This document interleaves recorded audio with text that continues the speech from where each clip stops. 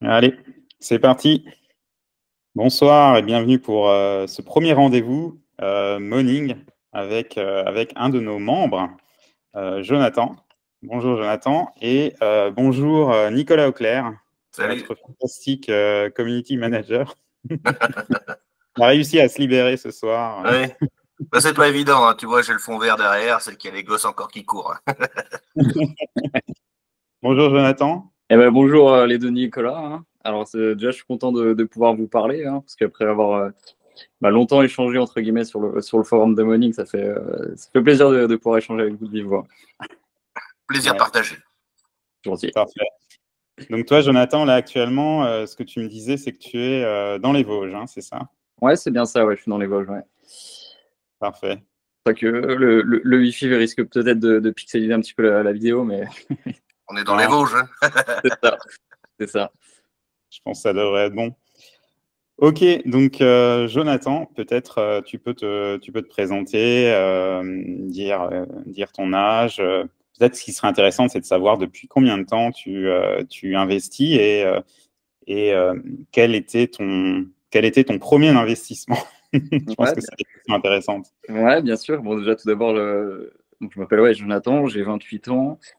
Ça fait très longtemps, je dirais depuis mon adolescence que je m'intéresse à l'investissement.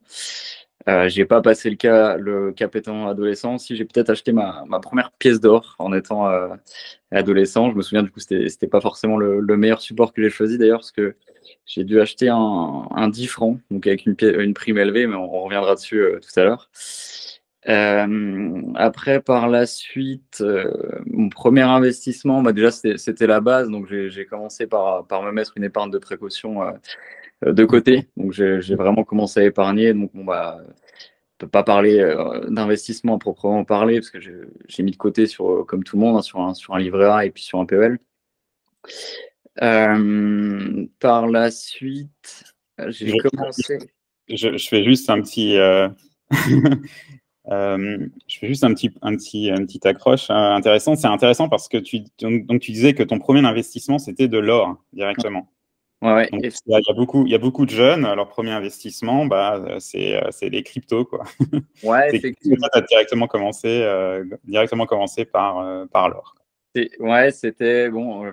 Je me suis pas orienté vers les cryptos. Du coup, ça date de quoi, il y a quand même plus d'une dizaine d'années. Donc bon, les cryptos étaient déjà là, mais pas si connus. J'en avais pas trop entendu Mhm. parler. Donc j'aurais mieux fait effectivement de m'orienter vers du Bitcoin à l'époque, hein. Ça aurait été plus judicieux quand on voit le résultat maintenant, mais ça n'avait pas été le cas. Je suis parti vers un support un peu plus traditionnel, hein.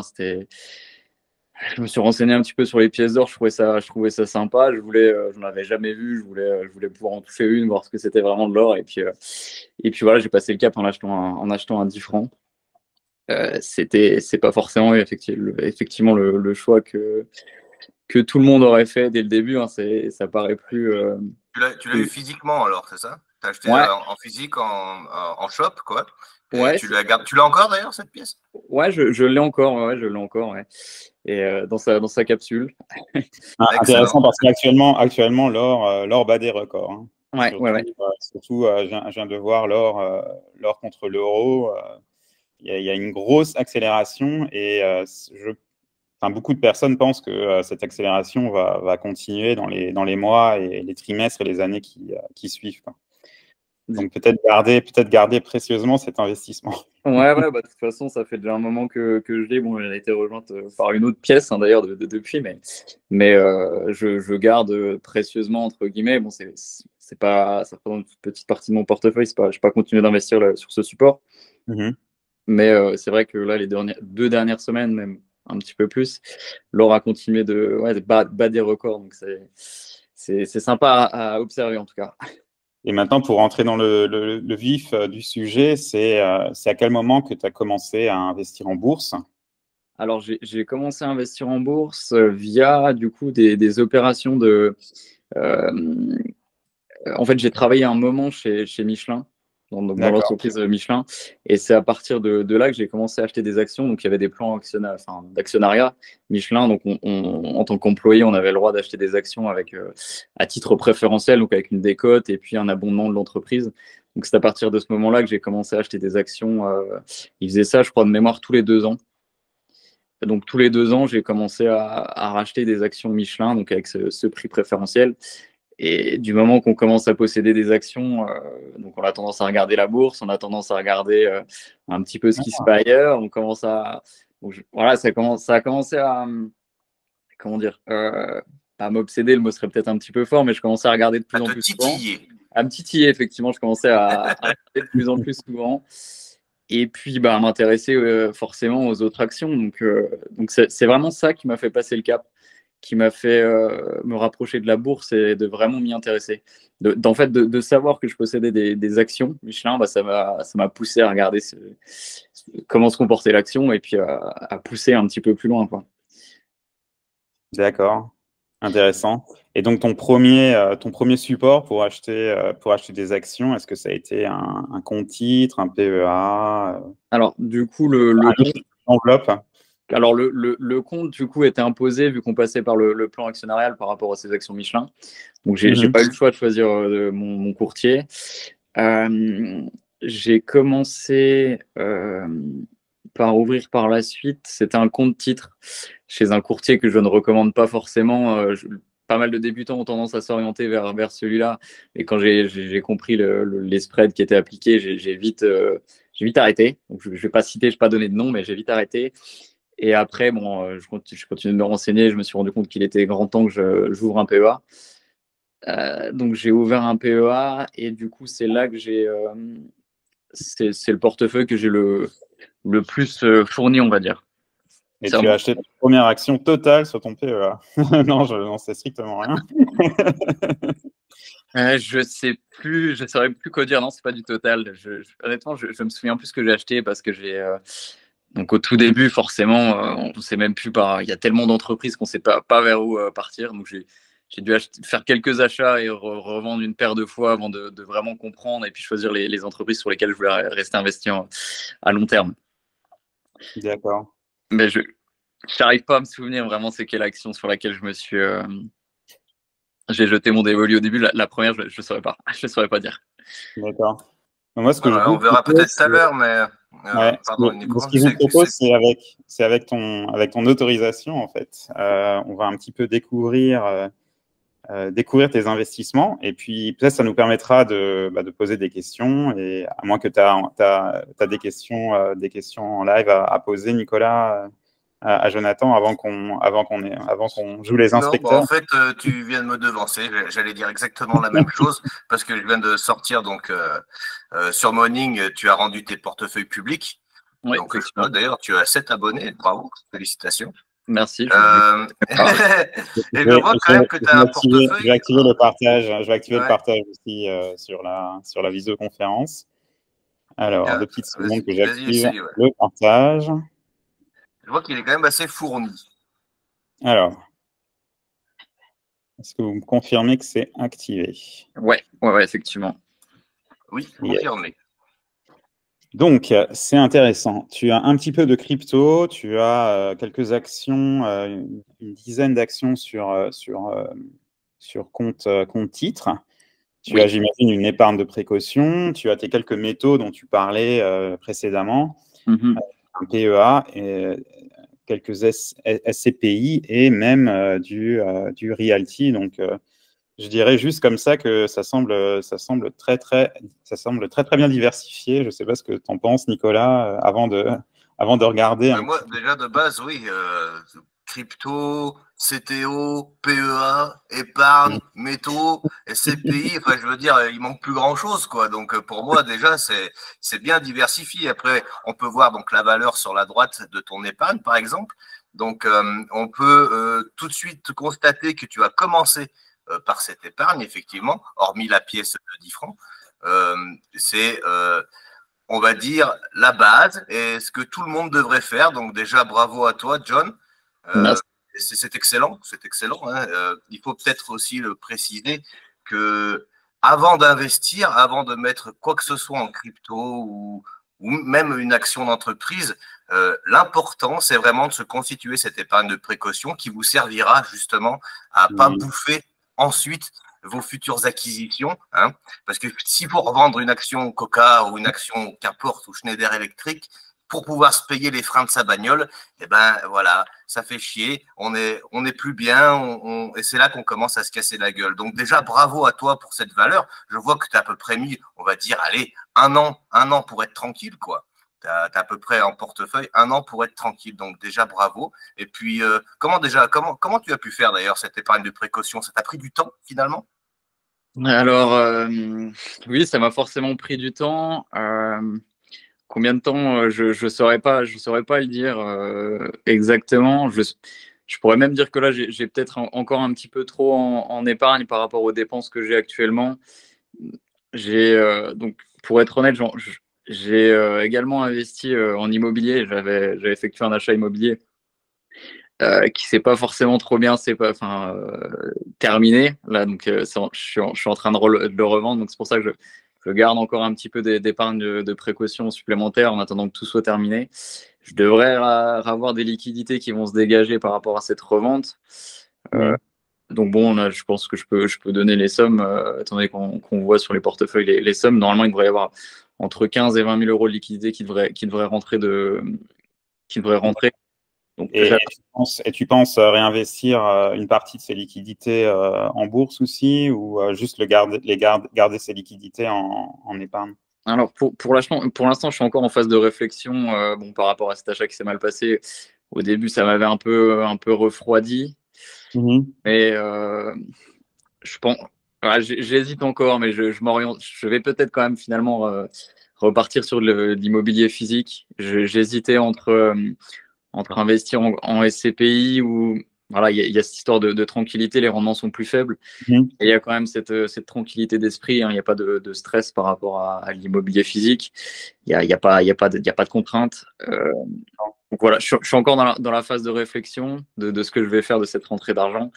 Et puis voilà, c'est pour ça que je garde un petit peu plus de liquidité que ce qu'il me faudrait réellement en attendant que cette affaire soit réglée, quoi. Peut-être on va arrêter le suspense, on va un petit peu regarder ce que tu as dans ton PEA. Ça peut être intéressant. Ouais, oui. Alors, on revient sur la fenêtre. Dans ce magnifique PEA, alors déjà, je constate qu'en termes d'indicateurs, hein, les indicateurs Morning Pro, sûreté du dividende, potentiel de croissance, c'est plutôt au vert, en tout cas pour tout ce qui est dividende. Bon, après, les potentiels de croissance, hein, vu qu'on est sur des valeurs européennes, sont généralement plus faibles que sur les actions US. Aux US. Hein. Voilà, exactement. C'est pour ça que là, c'est un peu moins vert, mais ça reste quand même très bon. Et effectivement, pareil, juste un petit truc, c'est un peu pareil pour le calendrier des dividendes. On voit qu'on est sur un PEA parce que finalement, la plupart des entreprises françaises, bon, hormis Total, qu'on sait que c'est 4 fois par an qu'ils versent un dividende, la plupart des entreprises françaises, ils font ça qu'une seule fois par an. C'est un truc que je trouve un peu, c'est un peu chier. Et voilà, j'ai dit le mot par rapport à ce qu'on peut trouver aux US qui payent 4 jusqu'à 12 fois par an, ce qui est quand même assez impressionnant. Voilà. Mais là, ton calendrier des dividendes, tu m'aurais pas dit que c'était un PEA, je l'aurais deviné. Ouais, il y a une grosse rentrée tombe en mai, quoi. Quasiment tous. C'est ça. Mais effectivement, je vois que tu as donc du Michelin, forcément,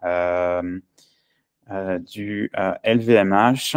Alors là, c'est intéressant, tu as de l'ASML.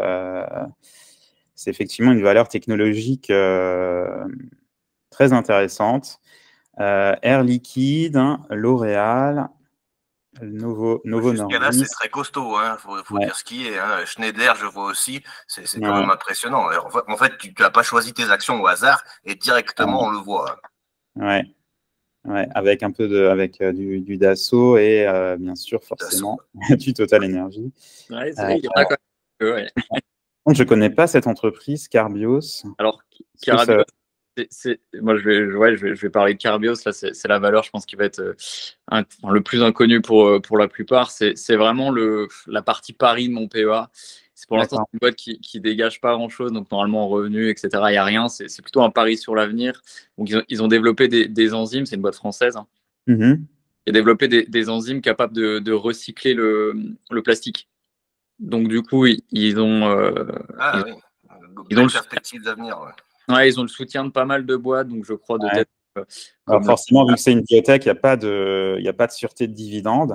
Ouais. Enfin, il n'y a pas de dividendes, il n'y a pas de dividendes. Hein, la boîte est vraiment en phase de développement encore. Là, ils ont lancé la construction de leur première usine, donc qui est à Longueuil, qui est dans l'est de la France.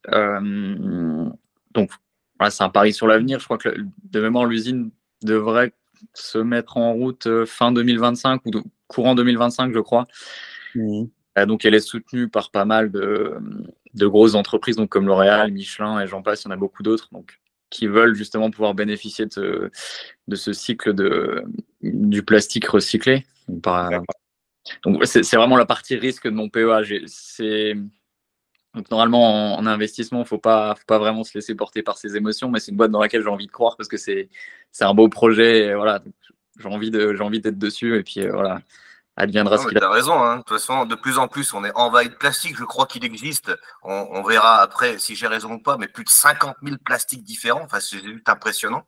Et trouver une boîte qui peut faire ça, en fait, si elle y arrive, c'est le jackpot pour toi, je pense. Ouais, si elle y arrive. Ouais. En termes de retour, hein, ça reste quand même. C'est propre, largement. Quand même Michelin. Après, pour revenir, du coup, je vais revenir sur l'histoire un petit peu du PEA et puis les erreurs que j'ai pu faire par rapport à ça. Donc voilà, j'ai mis du temps un petit peu à mettre en place vraiment ma stratégie. Donc voilà, je suis investi voilà, pour du long terme. J'ai fait une erreur donc sur les retours sur investissement qu'il y a du coup par rapport à ce qui est écrit sur Morning.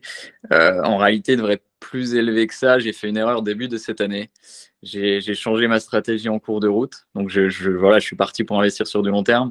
Et donc, normalement, il ne faut pas écouter un petit peu faut pas écouter les nouvelles. Et j'ai voulu faire un aller-retour. Donc, par rapport à cette crise bancaire qu'il y a eu en début d'année, je crois que c'est en début d'année, de l'année dernière. Tout le monde prédisait un krach boursier par rapport aux banquières, pardon. Et je me suis dit bon, je vais revendre toutes mes positions et puis je viendrai me repositionner quand le marché sera plus bas. Donc j'attends encore la baisse. Hein. Donc je suis sorti du marché, donc j'ai pris mes plus-values. Je suis pas sorti en moins-value, donc j'ai pris mes plus-values à ce moment-là. Et puis je me suis dit je rachèterai plus bas.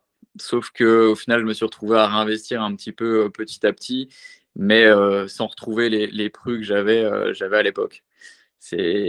Donc voilà, j'ai coupé, j'ai mis un terme à ma stratégie long terme, j'ai voulu faire un aller-retour, j'ai voulu timer le marché, comme on dit, et j'ai pas réussi à le faire. Donc voilà, je me ferai plus avoir, je n'essaierai plus de timer le marché. Mais le marché, ça passe ou ça casse. Par contre, tu as un sacré green là, on se croirait au golf. Ta carte des actions est plutôt sympa. Hein. Alors forcément, c'est Michelin qui a la plus grosse part, mais c'est bien ouvert. Bon, ça c'est aussi dû au fait que le CAC 40. Est-ce que le CAC 40 a battu un record récemment? Ouais, il a dépassé les 8000 points. Ouais. Effectivement. Mais donc bon, comme on peut le voir même là sur la carte des actions, alors je ne sais plus exactement combien. Carte des actions, s'il te plaît, clique dessus. Combien Michelin représente en pourcentage de mon portefeuille PEA, je suis encore trop exposé dessus. Là, on voit à peu près quasiment 30%, un peu moins de 30%. Ouais, c'est ça. Donc j'aimerais bien réduire. J'aimerais bien arriver à l'équilibre parfait du portefeuille, mais ça, bon, je pense qu'on y arrivera. On y arrive difficilement. Si tu y arrives, mon pote. Ouais. Mais du coup, voilà, ce qui explique un peu la surpondération sur Michelin, c'est vraiment les plans d'actionnariat auxquels j'avais accès en étant salarié. J'ai déjà revendu, donc j'en avais plus. J'en ai déjà revendu pour réinvestir sur d'autres boîtes. Ok. D'ailleurs, je vois que tu étais orienté long terme parce que si tu veux bien, Nico, revenir au début sur son portefeuille, je crois que tu as mis un objectif assez conséquent quand même. Si tu arrives à avoir position, voilà, 10 000 euros de dividendes par an. Pas là pour rigoler, Jonathan. Ouais, j'aimerais bien même à terme pouvoir être au-dessus, si possible. Mais après, je n'ai pas une stratégie dividende pour l'instant. Voilà, j'investis pas dans des boîtes qui versent forcément des gros dividendes. pour moi, ça n'a pas, enfin, j'ai pas d'intérêt à toucher forcément des dividendes tout de suite. Donc, ce qui explique le faible rendement du portefeuille. Ouais, on est à 2% de rendement. Est-ce qu'il faut forcément conseiller aux investisseurs de moins de 30 ans de forcément viser une stratégie à dividende?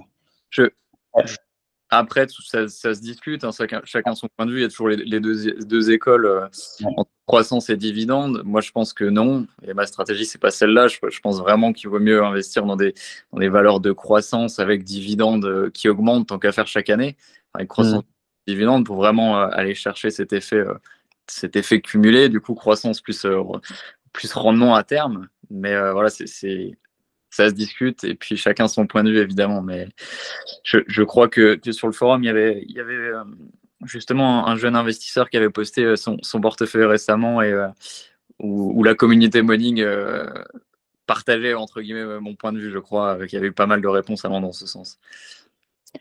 D'accord. Ok, ce que je vous propose, c'est un petit peu de regarder un peu plus les comptes titres. J'imagine qu'on va peut-être pouvoir trouver des actions un peu plus internationales, voire des ETF peut-être, je ne sais pas. Est-ce que tu investis dans des ETF aussi? Ouais, effectivement, donc j'ai remis, donc je commence, donc là c'est mon objectif pour 2024 de vraiment investir sur les comptes titres afin de me diversifier un petit peu plus. Sur le compte titre, j'ai dû le remettre à jour sur Trade Republic, je crois. Je commence à investir dessus. Donc là, c'est tout récent hein, de cette année. Ouais, alors, si on regarde, donc il y a très peu d'entreprises qui versent des dividendes dans ton portfolio, dans ton compte Trade Republic. On a quand même quelques entreprises avec un bon potentiel de croissance. Et donc, on retrouve du Google. Alors, cette entreprise, tiens, c'est intéressant. Amat, ça te dit quelque chose, Nicolas? Pas du tout. Je connais pas. Non. Ok. Non, il est bien noté. Hein. Ouais, je vais regarder. Intéressant. On va peut-être trouver une pépite. Non, mais c'est aussi ça ce qui peut être intéressant lors de ces conversations, c'est potentiellement de trouver des entreprises intéressantes. Ok, donc c'est vraiment des équipements de fabrication, services, des logiciels aux industries. Donc c'est vraiment du B2B. Peut-être que tu peux nous dire 2-3 mots sur cette entreprise, Jonathan? Ouais, donc là, c'est vraiment récent, comme je le disais. C'est des entreprises que j'ai choisies là en 2024. Donc, je vais faire une parenthèse globale sur le portefeuille du coup compte titre que je viens de dans le prix, quoi. Ouais, donc j'ai choisi de me diversifier. Donc, j'ai pas voulu investir dans un ETF Nasdaq. Ouais. Je suis parti sur un ETF S&P 500. Bon, je sais qu'il n'y a pas grand-chose qui varie, mais du coup, le ETF S&P 500, je me suis dit, je vais faire autre chose. Je vais aussi investir sur quelques valeurs, entre guillemets, technologiques pour surfer un petit peu sur la vague de l'IA. Donc, bulle, pas bulle, je ne sais pas, mais du coup, plutôt que d'investir directement sur Nvidia, on dit toujours qu'il faut investir sur le vendeur de pioche, hein, comme on dit. Donc, du coup, j'ai sélectionné quelques entreprises donc lié au secteur des semi-conducteurs, donc qui est Appian Materials, là qu'on voit à l'écran. Donc du coup qui est vraiment dans la chaîne des semi-conducteurs. Donc c'est pas Nvidia, c'est pas Broadcom non plus, mais qui fournit j'ai vraiment décidé d'investir du coup dans les équipementiers comme. Est-ce que c'est un fournisseur de Nvidia ou alors c'est vraiment un concurrent ou... Ça semble pas être un concurrent. Hein. C'est pas, je dirais pas que c'est un concurrent. Il y a la vidéo, je crois, de Xavier Delmas qui résume un petit peu toute la chaîne d'approvisionnement du coup liée aux semi-conducteurs. Et, pardon, du coup, je vois que ça défile à l'écran. On va peut-être, je ne sais pas si on le voit sur Morning pour les clients. J'arrive pas à voir sur mon écran. Non, on n'a pas les clients. Par contre, dans la segmentation des ventes, on voit un petit peu, ouais, c'est principalement les systèmes semi-conducteurs. Après, il y a des services et de l'affichage et marché. Affichage et marché adjacent. Ok. Effectivement, ça semble être Une belle entreprise avec une belle augmentation du. En tout cas, c'est pas le petit oiseau tombé du Nil. Elle est de combien cette entreprise? Je vois qu'il y a déjà un dividende sans interruption de 19 ans ouais, et plus. Elle distribue déjà un dividende. Elle semble forcément actuellement Ouais. surévaluée si on regarde vraiment, les fondamentaux, quoi. Je rappelle que le graphique de valorisation qui est affiché sur Morning Pro ne prend en compte que les fondamentaux. D'accord. Donc, lorsqu'on a des entreprises qui sont un peu en bulle spéculative et qui commencent vraiment à avoir un prix qui est vraiment en bulle, forcément, bon, ça dépasse les valeurs fondamentales, quoi. Donc, on peut attendre peut-être un petit réajustement du prix, quoi. Ouais, ce que je disais, c'est que dans les concurrents, on affiche Intel et Qualcomm, quoi. Et Texas aussi. Donc, de mémoire, ouais, je crois qu'on le voit à l'écran, ouais. Le PER, j'avais plus en tête. Donc, effectivement, on reste quand même sur des valeurs qui surfent, entre guillemets, sur la vague IA. Donc, avec des PER relativement élevés, mais sur cette entreprise-là, on n'est pas non plus sur des 50 ou sur des 60 de PER. Ouais, c'est vrai, là, il y a des entreprises. Alors, je ne connais pas du tout Tokyo Electron Limited. Ouais. Je l'avais mis dans ma watchlist et du coup, je n'ai pas investi, je n'ai pas passé le cap sur celle-ci parce que voilà, le PER était déjà beaucoup plus élevé. Donc, qui reste, il est 2 fois plus élevé. Intel est encore plus élevé actuellement. Qualcomm est aussi à peu près au même niveau, quoi, en PER. Donc là je trouve intéressant. Qu'en plus, le nombre d'actions en circulation est en chute. Ce qui est le cas aussi sur Class. Donc, c'est la même chose. Hein, c'est sur le. Donc, c'est en lien avec. Voilà, j'ai décidé d'investir dans les entreprises là en lien avec ce qui se passe par rapport à l'IA. Et donc, ça, c'est une boîte qui, donc de mémoire, hein, qui contrôle les cartes graphiques, qui propose des solutions de contrôle qualité sur ces cartes graphiques. Ouais, voilà, c'est ça, processus de gestion des cartes graphiques, comme c'est écrit sur. C'est super intéressant. Hein. C'est super intéressant parce que voilà, tu n'investis pas directement, comme tu disais avant, un peu tes choix de ne pas investir directement sur la valeur qui a le focus actuellement, qui est Nvidia. C'est ça. Et trouver des valeurs autour de Nvidia qui pourraient potentiellement, dans l'ombre, aussi avoir une très forte croissance, une très forte accélération. Bénéficier de cet effet. La courbe, elle est incroyable. La courbe de prix, elle est incroyable. Et là, dans les concurrents, on a ARM, Micron Technology, Analog Devices, c'est des entreprises que je ne connais pas aussi. Bon, par ARM, bien sûr. Ok, en valorisation, effectivement, on est un peu plus, on est aussi surévalué. J'ai l'impression légèrement moins que la précédente. Et puis, il y a déjà un dividende qui est versé et déjà 19 ans déjà 19 ans de dividendes sans interruption. Ok. Mais les actions sont en baisse aussi, ils sont en train de vendre leurs propres actions, c'est pas mal. Pas de racheter, quoi. De racheter. Ouais, les deux là ont le nombre d'actions en circulation qui chute. Ouais. Non, mais l'IA, tu as raison, à mon avis. Moi, je me suis pris aussi un petit S&P 500, on va dire, tech. Justement pour surfer, on va dire, en toute quiétude sur cette vague de l'IA qui commence à prendre son essor, qui va commencer à se développer, qui va peut-être même, comme tu disais tout à l'heure, une bulle, c'est bien possible hein, quand même, parce que chaque jour qui passe, l'IA prend de plus en plus de place. On le voit partout, même moi je le vois dans Morning. Morning, c'est de plus en plus de l'IA qui est censé vous aider, parce que là, il ne l'a pas montré, Nico, mais dès que tu es sur ton CTO, pardon, ou sur ton PEA, qu'importe, si tu as un doute sur un graphique, si tu as un doute sur une donnée, etc., tu as qu'à cliquer dessus et directement, ça te met la définition, ça te met absolument tout, il l'a pas montré non plus, mais tu peux aussi, avec l'IA, tout simplement savoir ce qu'elle en pense de la société avant d'acheter. C'est quand même impressionnant. Donc, je pense que l'IA, oui, il va y avoir un gros boom. C'est ce que je pense. Hein. Donc, ça se trouve, ça sera largement pas vrai. Mais il va y avoir un sacré boom parce que finalement, est-ce qu'aujourd'hui, j'arriverai à me passer de l'IA? Je suis pas sûr. C'est sûr, ouais, c'est dur à vais lancer un troll. Actuellement, j'arrive à me passer des cryptos, mais j'arrive pas à me passer de l'IA. Là, c'est un gros troll. Et toi, tu trolles depuis des années sur les cryptos. Tu vas te faire acheter des cailloux par certains quand même. C'est dur à répondre pour l'IA. Ouais. Est-ce que c'est une bulle? Est-ce que c'est pas une bulle? Bon, il y a déjà des résultats. Tout le monde en parle. Il y a de la hype, forcément. Hein. Quand on voit Nvidia, là, récemment, c'est bon. J'ai vu le train passer. Je me suis posé la question, est-ce qu'il a encore temps d'investir? Le lendemain, est-ce qu'il a encore temps d'investir? Elle prenait, chaque fois que je me posais la question, elle prenait je ne sais combien en bourse.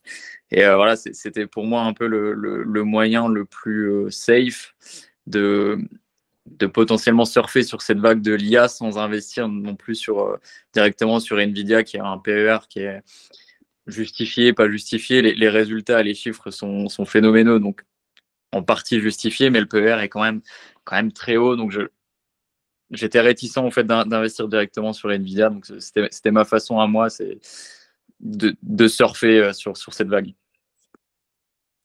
Très pertinent en tout cas, je pense. Très pertinent. Je pense que ça serait intéressant de discuter un tout petit peu de tes investissements en investissement or. Là, je partage le portefeuille que tu as créé avec tes métaux. Ouais. Ce qu'on peut rappeler peut-être aux gens qui nous suivent, c'est que maintenant, il y a la fonctionnalité dans Moning qui permet de traquer, de suivre ces métaux. C'est une fonctionnalité qui a été développée en collaboration avec un autre membre de la communauté Moning que je salue, Fabrice. Je suis vraiment très, très content de cette fonctionnalité. Donc voilà, je ne sais pas si tu peux dire 2-3 mots. Donc, tu nous avais déjà dit que ton premier investissement, c'était une pièce d'or. Ouais, effectivement. Donc j'imagine que c'est les 10 francs en fait, qui sont ici. Ouais, c'est ça, c'était la 10 francs qu'on voit à l'écran. Ouais. Donc, très bonne fonctionnalité de pouvoir suivre ça sur Moning directement avec la notion de prime qui est quelque chose de très important à prendre en compte donc là c'était pas le cas quand j'ai acheté la 10 francs, je connaissais pas grand chose et du coup cette notion de prime qui est bien à prendre en compte quand on veut acheter de l'or. Une fois qu'on a compris ça, on a entre guillemets compris le principal. Donc la prime, il faut vraiment faire attention à ça. C'est la différence que vous allez payer au moment de l'achat de votre or entre la valeur intrinsèque de l'or, donc la valeur de l'or fin contenu dans la pièce, et le prix que vous allez payer. Donc en fait, vous allez payer en supplément cette prime. Vous pouvez rien faire contre ça, entre guillemets, et vous allez vraiment payer ça en plus. Donc il faut vraiment faire attention au moment de l'achat sur lequel support, donc que ce soit sur des lingots, des 10 francs, des 20 francs ou des autres pièces. Ça permet d'évaluer le vendeur en fait. C'est-à-dire que plus Comment ? Ça permet d'évaluer en fait la commission du vendeur aussi. C'est ça, Alors, c'est pas forcément pour la commission du vendeur, c'est plutôt c'est mis à jour par rapport à l'offre et la demande. Donc c'est aussi quelque chose qui se remet à jour, comme le cours de l'or. Donc c'est remis à jour continuellement. Donc c'est pour ça qu'on peut avoir des primes variables à un moment donné. Donc je sais plus c'est quelle année. C'était au moment du Covid, je crois. Il y avait donc la prime du 20 francs là actuellement, je crois qu'elle varie elle aussi. Entre 2 et 3%, je crois, donc ce qui reste très raisonnable pour de l'or, c'est une bonne prime. Mais je crois que pendant le Covid, elle était montée peut-être à 30, 40, même 50%. Donc là, on commence à arriver sur des prix qui sont, vous payez 50% de plus que ce que vous ne devriez payer votre pièce, quoi. Donc c'est vraiment une notion sur laquelle il faut faire attention au moment où on achète de l'or. Et du coup, Moning permet de bien suivre ça avec cette notion de prime qui est directement affichée par rapport à votre date d'achat et prix d'achat de votre pièce. Ok. Et donc, j'ai vu que c'est des positions qui sont très petites, mais tu as quelques ETF. Tu as un ETF Inde, j'ai vu ça. Ouais, effectivement. Donc là, ça est positionné sur les marchés émergents, j'imagine. Ouais, donc ça rejoint un petit peu, ça c'est vraiment ma stratégie 2024, donc je commence vraiment à me diversifier en dehors du PEA, chose qui était avant. Donc j'ai cet ETF S&P 500, les valeurs qu'on a présentées tout à l'heure par rapport à l'IA, et puis je vais allouer aussi une partie de mes investissements sur l'Inde, et puis sur le Japon là qui a le vent en poupe. Donc, pour me diversifier un petit peu plus, je voulais pas forcément investir directement sur pays émergents parce que j'ai eu du mal de trouver un ETF hors Chine et hors pays qui me plaisait pas forcément. Et la Chine, je suis pas forcément fan. C'est plus du gouvernement. Je suis pas trop serein d'investir dans des entreprises là-bas. Donc, et pour trouver un ETF pays émergent sans la Chine qui me plaisait, c'était compliqué. Donc, je préfère juste investir sur l'Inde, donc qui je crois un petit peu plus. Et puis sur le Japon. Là. D'accord. Est-ce que Nicolas, tu as une autre question qui te vient Non, je pense qu'on a fait déjà pas mal le tour. En tout cas, c'était super intéressant. Peut-être, tu parlais de l'Inde. Ton prochain gros coup, entre guillemets, qu'est-ce que tu te souhaites? Parce que, en fait, j'ai l'impression que. On a parlé des cryptos ou pas? Non, justement. Hein. Crypto, j'ai vu. J'ai vu que tu avais. Justement, j'étais en train de regarder. Tu as du BTC, hein, du Bitcoin et de l'Ethereum, je crois. Ouais. Qu'est-ce que tu peux nous dire sur les petites valos? Si, Nico, tu peux nous remettre le truc à l'écran, que tout le monde voit. Ouais. J'ai totalement éclipsé le. Ouais, je sais que tu n'aimes pas ça, mais nous, on en parle quand même. Ouais, on va quand même parler des cryptos. Donc Ethereum, déjà, Ethereum, Bitcoin, on va dire que c'est la base des cryptos. Hein. Et qu'est-ce que tu nous as trouvé alors, qu'on ne connaît pas là? Sur les cryptos, c'est vraiment quelque chose de basique. Donc, pour revenir sur l'investissement en crypto, donc j'ai commencé, on va dire, avant le dernier halving. Donc, je me suis fait un petit peu d'argent, je dirais peut-être 5-10 000 j'ai pu peut-être 10 000 en crypto par rapport à ma base, donc avant ce dernier halving. J'ai revendu pour la majorité, donc j'ai dû garder peut-être 1500 euros de crypto à ce moment-là. J'étais pas forcément très serein, j'étais très content de la performance à l'époque. Donc j'ai revendu pour remettre en bourse une partie. Donc là, j'étais beaucoup plus serein tout de suite. Et donc j'ai gardé une partie de mes positions de l'époque et celles-ci ont quasiment pas changé. Hein, je n'ai pas remis. Et là, on profite un peu je profite grandement même donc depuis les derniers mois là de la hype par rapport aux ETF Bitcoin qui sont sortis aux États-Unis. Et puis là, la hype par rapport au halving qui arrive. Donc là, je vois la valeur de mon portefeuille crypto qui augmente fortement. J'ai plus en tête, mais il y a moins d'un an, je crois qu'il était peut-être aux alentours de 2000 ou 2500 $, enfin 2500 euros. Donc là, je dois être à 6000, 6500 de valorisation. Donc ça a bien repris. Ça a bien repris. Moi, à titre personnel, je pensais vraiment que l'IA allait éclipser les cryptos.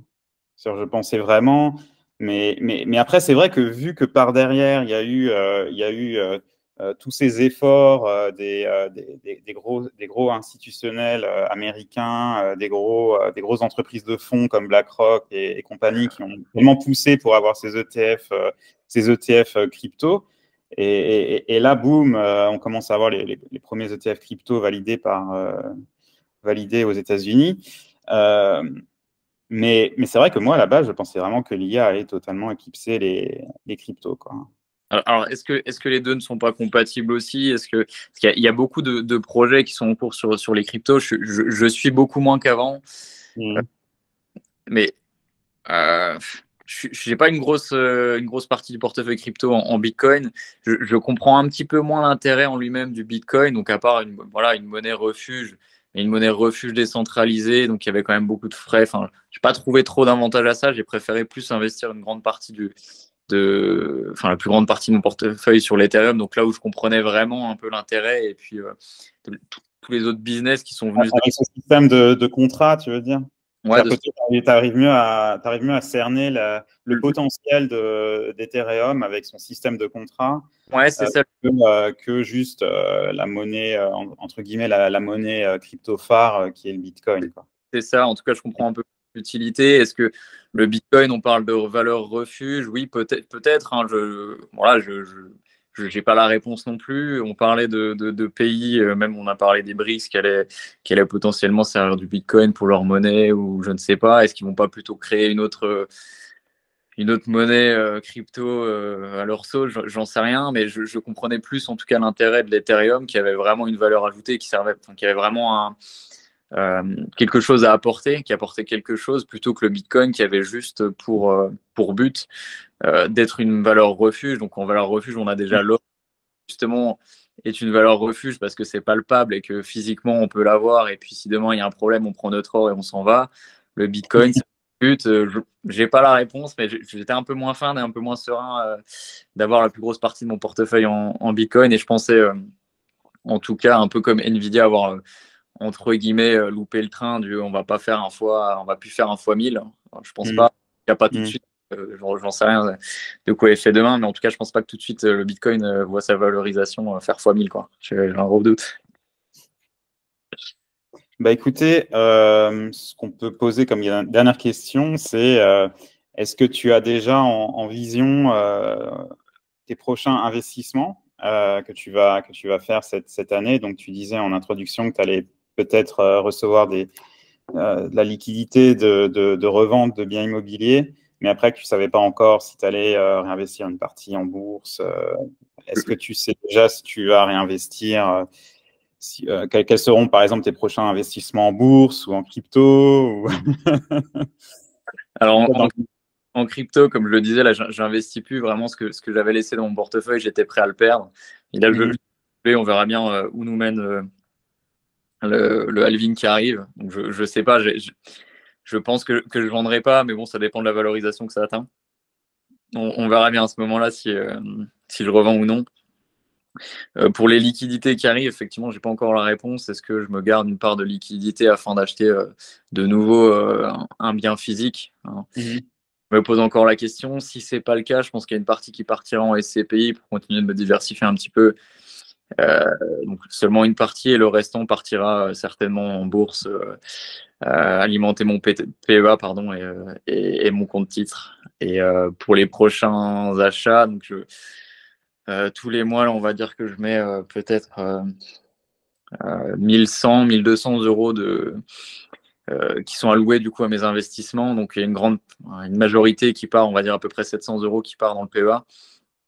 Et le restant, là, sur l'année 24, j'ai décidé d'un petit peu booster, comme je me disais, la diversification, donc qui part sur le PEA, sur les valeurs qu'on a vues tout à l'heure, le S&P 500, l'Inde et puis le Japon. Bah, c'est un beau DCA, quoi. C'est un très, très beau DCA. Ok.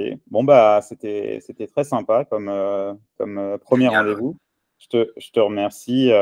Je te remercie beaucoup, Jonathan, pour nous avoir ouvert tes portefeuilles. Ouais, bah, c'était avec plaisir. Merci à vous. Voilà. Et puis, à la prochaine. Allez, à la prochaine. N'hésitez pas à vous abonner à Moning, moning.co/fr. Merci, Nicolas. À plus. Bye. Salut.